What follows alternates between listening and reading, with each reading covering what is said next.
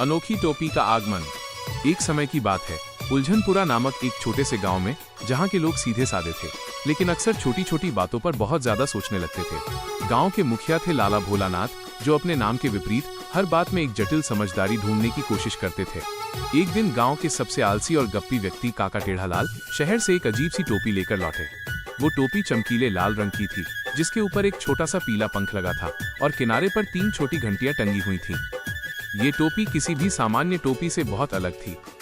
जैसे ही टेढ़ालाल ने गांव में प्रवेश किया, लोगों ने टोपी देखकर फुसफुसाना शुरू कर दिया।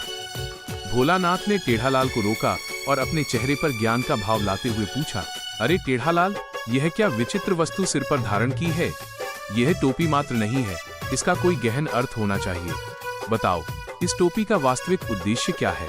टेढ़ालाल, जिसने टोपी महज 5 रुपए में सड़क किनारे से खरीदी थी, अब सोच में पड़ गया। उसने सोचा, अगर मैंने कह दिया कि ये सस्ती टोपी है तो मेरी इज्जत कम हो जाएगी। वो थोड़ा खांसा और एक गंभीर आवाज में बोला, मुखिया जी, यह साधारण टोपी नहीं है, यह मस्तिष्क संवर्धक विचार शिखर है। इसके 3 नियम हैं। गांव के लोग चौंक गए।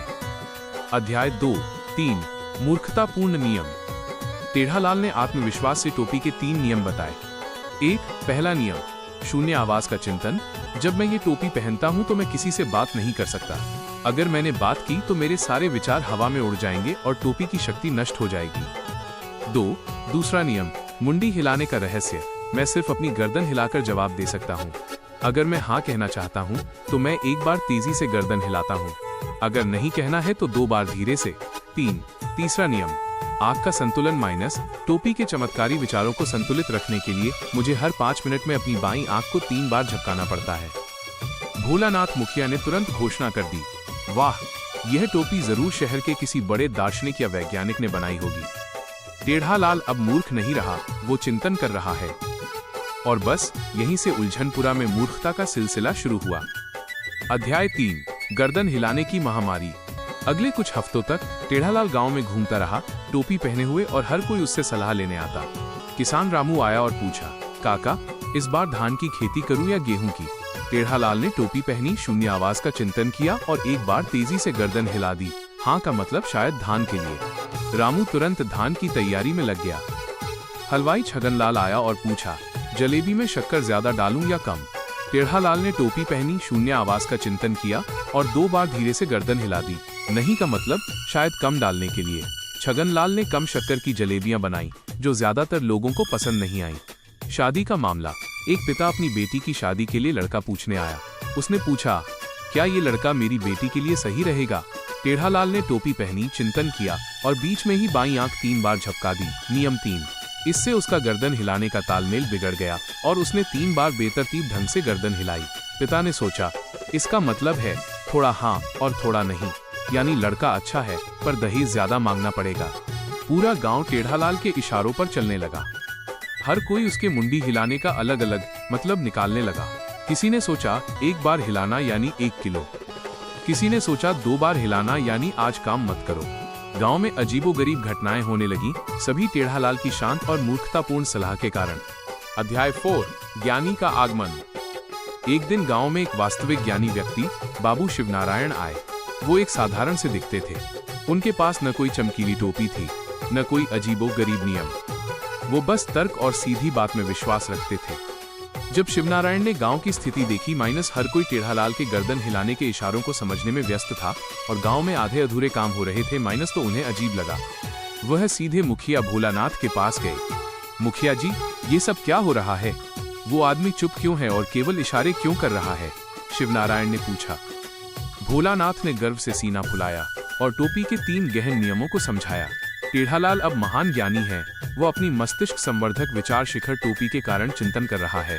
शिवनारायण मुस्कुराए। क्या कोई चिंतन करने वाला व्यक्ति किसी सवाल का सीधा जवाब नहीं दे सकता? चिंतन का उद्देश्य तो स्पष्टता लाना होता है, उलझन पैदा करना नहीं। अध्याय 5, मूर्खता का पर्दाफाश। शिवनारायण ने फैसला किया कि वो इस मूर्खता को खत्म करेंगे। अगले दिन उन्होंने सबके सामने टेढ़ालाल को चुनौती दी।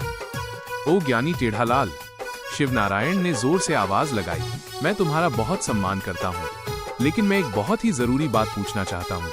टेढ़ालाल ने तुरंत अपनी चमकीली टोपी पहनी, शून्य आवाज का चिंतन शुरू किया और बाईं आंख 3 बार झपका ली।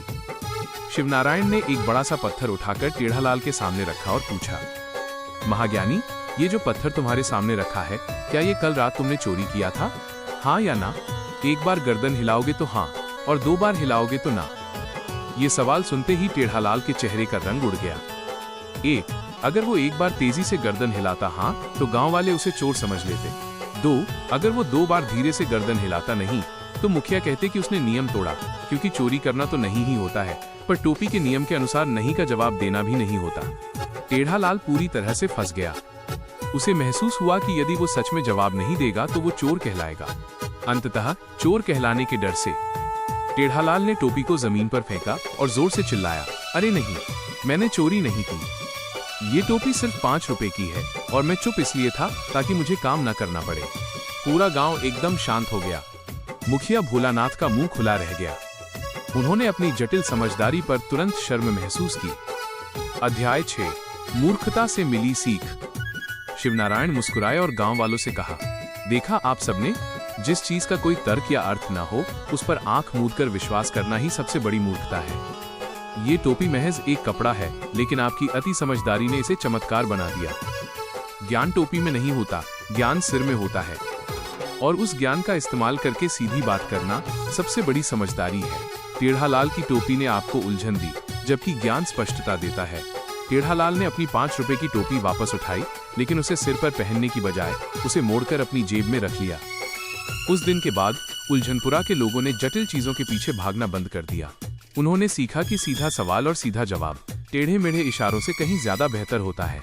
और मुखिया भोलानाथ ने किसी भी नई विचित्र वस्तु को गहन अर्थ वाली वस्तु घोषित करने से पहले 10 बार सोचना शुरू कर दिया। सीख, मूर्खता अक्सर तब शुरू होती है जब हम साधारण सवालों के लिए असाधारण, जटिल और बेतुके जवाब ढूंढने लगते हैं।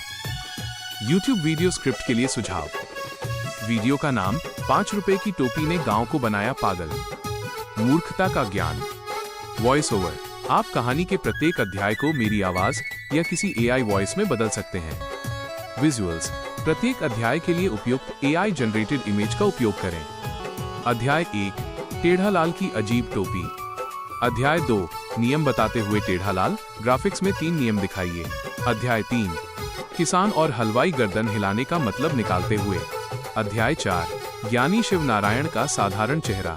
अध्याय 5, पत्थर के सामने परेशान टेढ़ालाल। अध्याय 6, गांव के लोग हंसते हुए और टोपी जेब में रखते हुए टेढ़ालाल। क्या आप इस कहानी के लिए आगे के विजुअल्स या स्क्रिप्टिंग में मेरी मदद